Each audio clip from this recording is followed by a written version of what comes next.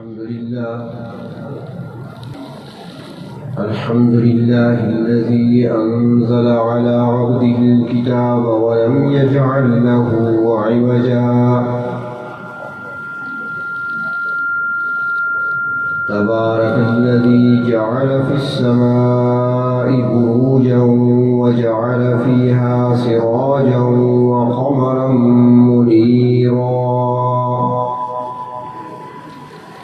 وأشهد أن لا إله إلا الله وحده لا شريك له وأشهد أن سيدنا ومولانا محمدا عبده ورسوله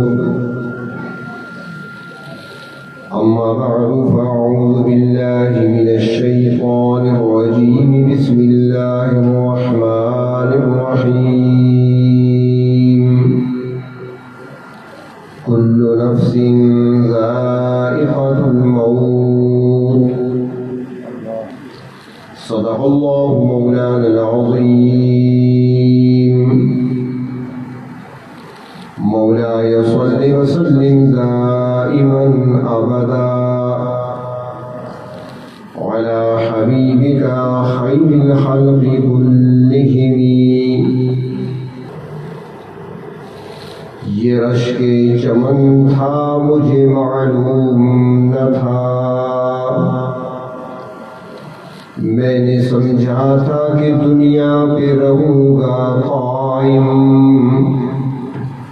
اصل وطن تو خبر تھا مجھے معلوم نہ تھا میں نے سمجھا تھا کہ دنیا پہ بنوں گا دلہا اصل پوشاک تو کفن تھا مجھے معلوم نہ تھا رحمت کا تیری امیدوار آیا ہوں منہ ڈھانپے کفن شرمسار آیا ہوں بارے گناہوں نے مجھے چلنے نہ دیا پیدل اس لیے کاندھوں پہ سوار ہو کے آیا ہوں اللهم صل على سيدنا محمد وعلى آل سيدنا محمد مبارك وسلم قابل احترام حضرات علماء کرام وقراء اعظام میرے محترم بزرگوں اور عزیز نوجوان ساتھیوں ایصال ثواب کی اس محفل میں مجھے کچھ کہنے کے لیے اور آپ حضرات کو کچھ سننے کے لیے دعوت دی گئی جو حضرات دنیا سے تشریف لے گئے حضرت قاری محمد رمضان صاحب رحمۃ اللہ علیہ حضرت قاری نصر اللہ صاحب رحمۃ اللہ علیہ انہوں نے واپس نہیں آنا اور ہم نے بھی ہمیشہ یہاں نہیں رہنا یہ سفر جاری ہے بلکہ ہم دیکھتے ہیں کہ اس زمین پر اس دھرتی پر جو اللہ تبارک و تعالیٰ کے پسندیدہ بندے تھے برگزیدہ بندے تھے جن کو انبیاء کہا جاتا ہے وہ بھی نہیں رہے بلکہ وہ ہستی جس کے لیے کائنات کے اس گلشن کو سجایا گیا جن کی خاطر کائنات کو بنایا گیا جو مقصود کائنات ہے خلاصہ کائنات ہے اللہ کے محبوب ہیں ان کی بھی قبر بن گئی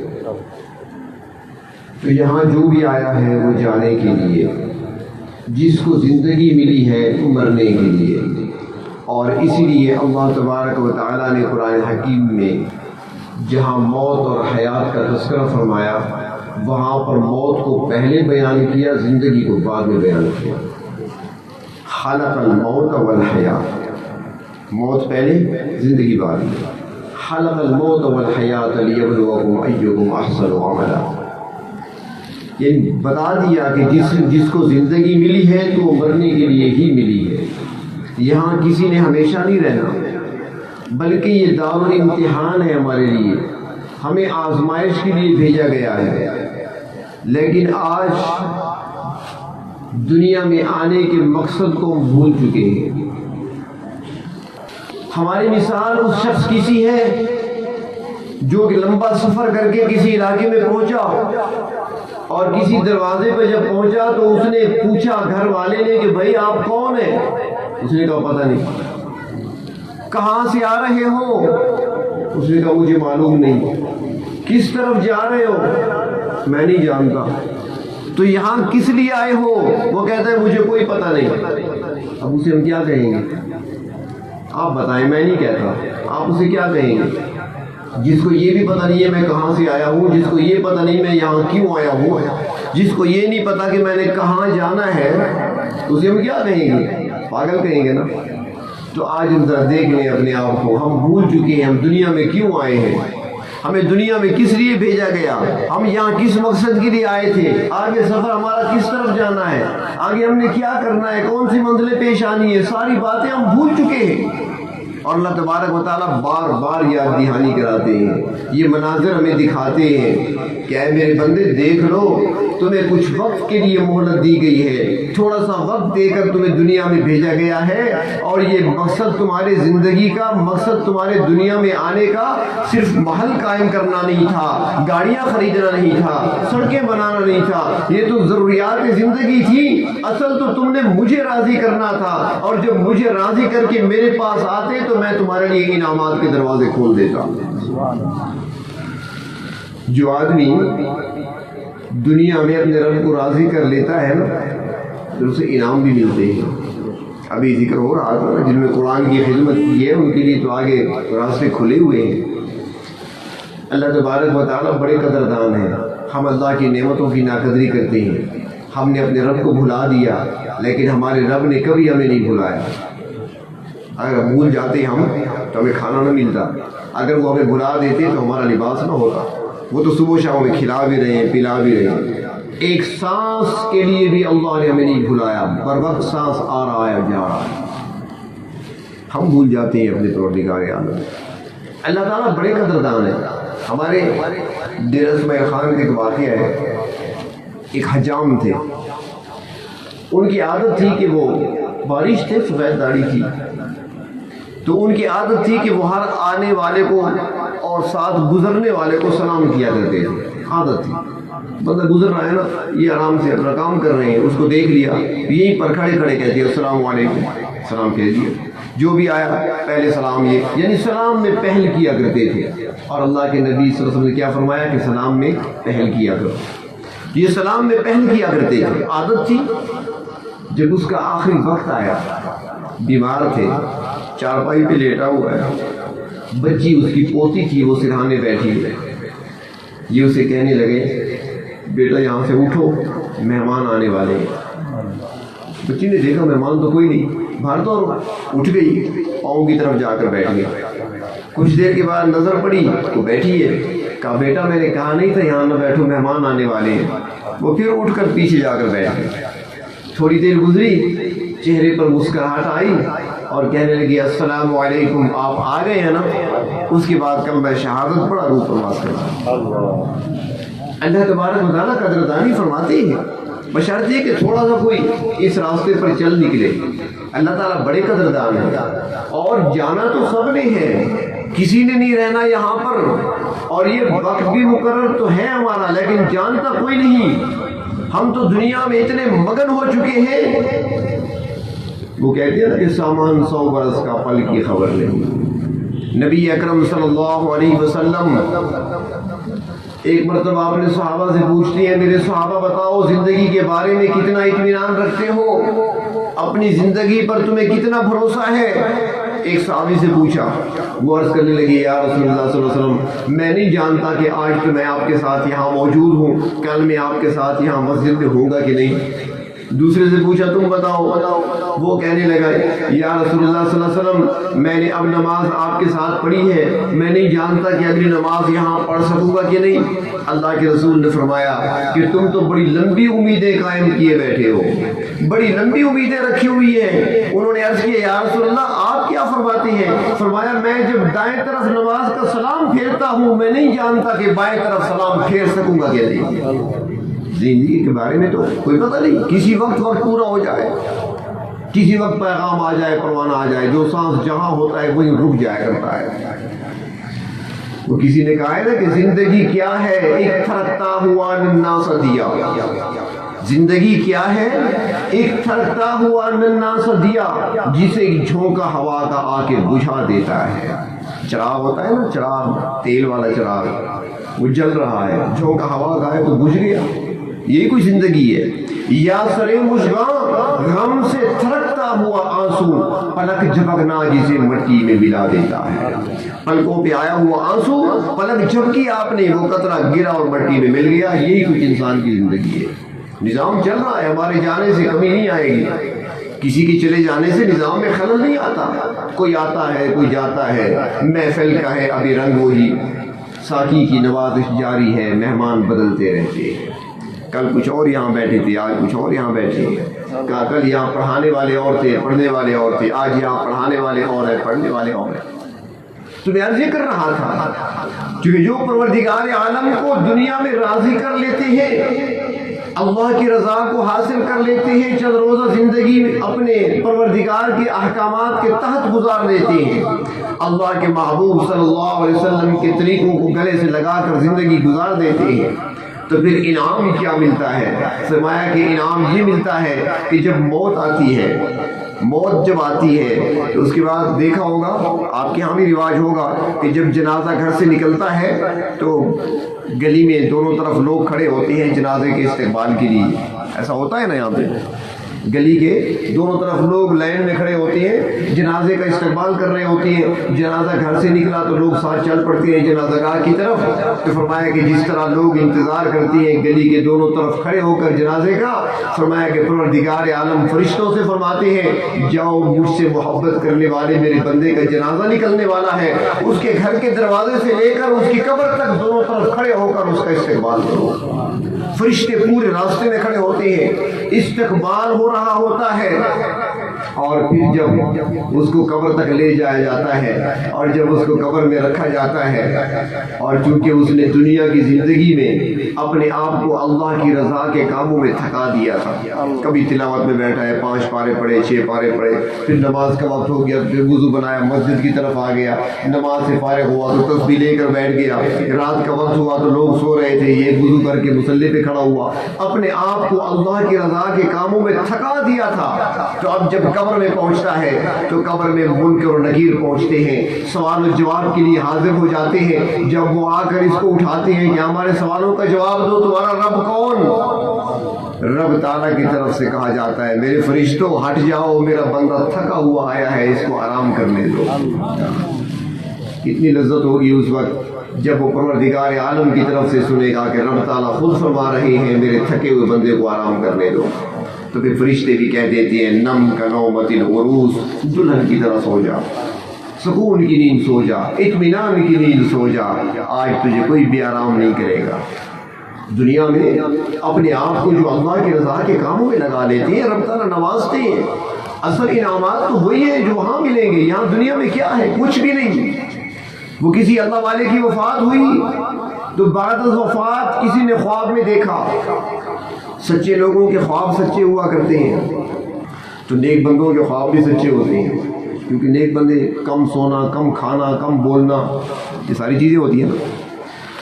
تو ایک اللہ والے کی وفات ہوئی، کسی اللہ کے نیک بندے نے خواب میں دیکھا تو پوچھا کہ آپ کے ساتھ کیا معاملہ پیش آیا، بتاؤ کچھ. تو وہ جواب میں کہتا ہے کہ معاملہ تو اللہ تعالیٰ نے آسانی فرما دی، بخشش فرما دی، بس یہ ہوا کہ تمہاری گندی دنیا سے میری جان چھوٹ گئی. گندی دنیا سے میری جان چھوٹ گئی، جس میں آج ہم جس کے پیچھے مرے چلے جاتے ہیں. یہ کھانے پینے کی چیزیں وہ کہہ رہا ہے گند کھاتا رہا میں تو وہاں پر، کیونکہ اصل نعمتیں تو وہاں پر ہے. اس دنیا کی زندگی میں کیا ہے؟